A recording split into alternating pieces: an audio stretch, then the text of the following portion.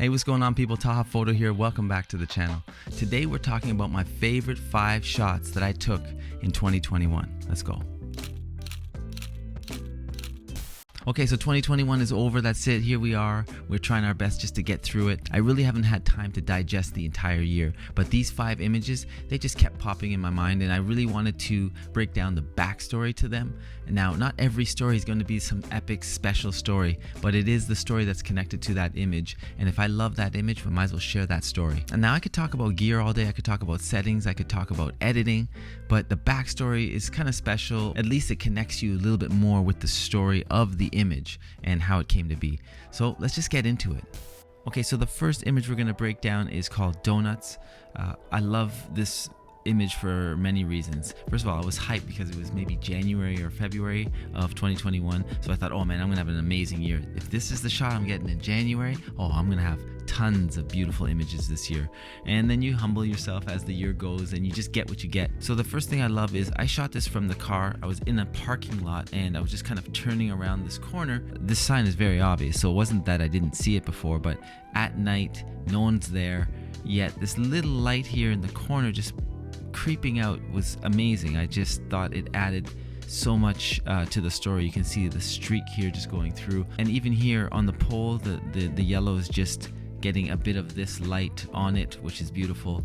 And in post, what I ended up doing was leaning it towards a cooler feel, because it was a cold night, but maybe if I kept it warmer, it wouldn't feel as cold. So I wanted to feel cold. Another interesting thing is I decided to keep it in square format. There was just too many distractions on the left and right side of this image, so I just kept it in a square format, old school. Every time I looked at it, I just was really thankful that I found this moment. Okay, so let's move on. This is image number 2. I called this one Old Man Crossing for obvious reasons. This was an interesting one. I just finished up a job for a client, and I had some extra time. And when the rain is not coming down like crazy, because I use a point and shoot, I use the Ricoh GR II a lot, and it's not really weather sealed, so I'm always, tentative when I go out shooting with it. It's so compact and I love it, but I'm always worried that the body's gonna, get some water on it. As I was out, I went in the middle of the street, classic, the lights turning red, so now I have an opportunity to get the shot. And this intersection in particular is always busy. There's people always going. I thought it was gonna pose as a problem, so I was really delighted when I went into the middle of the street and this gentleman was just by himself. So it worked out perfectly that I was able to just get this gentleman in stride, and I'm actually focusing in on the bridge. That's what's in focus, not him. But in a way, him being blurry adds a little bit more mystery and mood to the image, so it kind of worked out in my favor that way. But overall, I really didn't do too much editing. This was more of a story about just being at the right place at the right time. And when I look at this image, like so many of my images, I see myself in this. Like one day I hope to be an old man. That means I got to live a full life. And when I see images like this, I definitely see myself in it. So that's always a bonus when I'm taking an image and I can actually connect with the subject at hand. This one was just truly luck, right time, right place, and it worked out. We are at image number 3 now. This is called Pink Sweater. I'm thinking right now all my titles are very obvious, but a lot of times it's just so I remember the image. I don't know, Pink Sweater, I'm sure something will come to me that's a little bit more clever than that. As you can see here, there's a ton of stories. This was absolutely one of my favorite images for many reasons. Okay, let's just start with her face. Just a full life lived, and I just would love to sit down and just hear all the stories that she probably has, what she's gone through, where she's at. That was what connected me. I saw her from across the street because she had a pink sweater on, so that was the number 1 thing. Number 2, whenever you shoot through glass, you're gonna get reflections, and you can see in these reflections lots of different things going on, pylons, and obviously this gentleman in the background. So anytime you get a chance to shoot through glass, definitely do it. It's gonna just add more story to your image. I love that she wasn't looking into camera. I feel like when I was crossing that the gentleman definitely saw me doing that, so that he's just kind of staring. And at first I was like, well, do I want him in this image or not? And I said, man, I need to have this image of this lady, so who's ever in this image with her, so be it.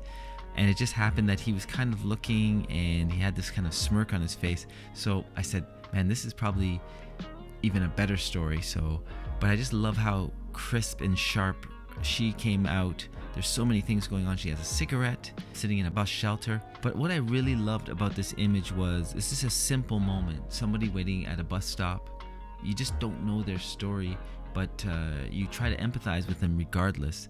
And I always find that's a goal when I'm shooting street, is I'm not trying to get a banger or this crazy shot. I'm just trying to tell the story as I see it. And like I said before, in many of my images, I see myself in these images. I've sat at bus stops. You're thinking about your life, you're thinking about so many things, and there's just so many little stories that made this image really special to me. Okay, image number 4 on my top 5 here. This one just brought lots of joy to me. Remind me of my childhood. No frills. I mean, we were like there every week as kids. So I just finished up getting groceries, just packing it in the car. I'm in the parking lot, and these 2 kids were just kind of walking by. They had their freezies or whatever, their drinks, and they were just walking through the frame, and their colorful shirts. It was a harsh summer day, the yellow sign. I mean, just like when you look at it, it feels like a summer moment that we've all experienced at one point or another. How did I have my camera ready so fast? Well, that week specifically, I was shooting a lot of slow shutter images. So even though I was shooting in broad daylight and I could totally get them in focus, I had my settings set up at like f16, 1/15 of a second, and I think ISO was maybe 200. I really wanted that motion blur, so I had my settings custom locked in on my Ricoh GR II. Took a few frames while they were in it, while they were passing through. It really brought me back to my childhood, and I don't know, I hope it gave you a little bit of joy, a little bit of happiness, because that's what definitely resonated with me. Okay, and finally, image number 5, I called it Light. There's so much in this image, even though it is so simple. It's a simple composition, a little bit of the rule of thirds going on here, as you can see. But what resonated with me was the light. Like even here, you have 2 different stories. This kind of dark image here with the shadows, and then all the light coming forward. And she's kind of standing literally in between. It's almost like she's on stage. I love that. And because the architecture is of a different time, maybe like the 50s or 40s, because that was an old building downtown that's still there, it gave the story more layers, as well as her handbag, her gesture, her hands on her waist. I love that. And her hair wrap. That's amazing. There are so many things to love about this image. The simple composition with kind of muted colors. I shot this on film, I believe, on my Nikon Lite Touch AF. So I was really happy of how everything turned out for such a simple shot. And it's just definitely one of my favorites of 2021. Alright, so question of the day: how did your photography improve in 2021? What little tweaks did you make to make sure that you elevated your photography in the last 12 months? Okay, so there you have it, my top 5 favorite images that I made in 2021. And a couple things I want to talk about that I learned from this past year.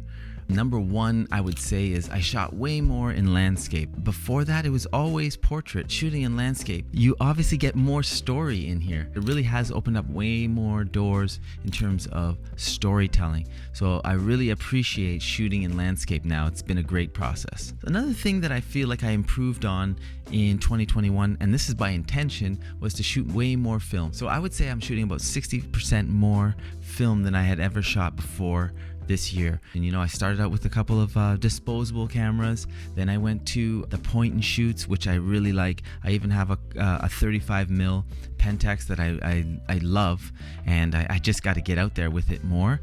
But the point and shoots were really my sweet spot, and picking up film was so fun. So I ended up going with Kodak Gold 200 probably the most, but I did try a few other film stocks, but that was probably my most consistent. So excuse me, you can hear the little guy. He's just, he just woke up from a nap. But hey, I gotta get this video. It's for y'all. It's for y'all. Film, it's been awesome. I plan to shoot way more in 2022. If you have any recommendations of what film works great for street or is your go-to, let me know in the comments below. And finally, YouTube. YouTube has pushed me to create more street photography related content, just because I have to put up videos, and to put up videos you have to have shots, images, and stories, and tips and tricks. So all these things happen because I have a YouTube channel. So I'm really thankful for the YouTube community and YouTube in general for pushing me subconsciously, consciously to get out there and shoot and get better. So overall, I feel like I set myself up for 2022 to be a successful year with a lot of growth, a lot of experimentation, and a lot more sharing with y'all, and just making this an exciting place to talk about the things we're into. So 2022 starts right now. Stay creative and believe in yourself. Peace.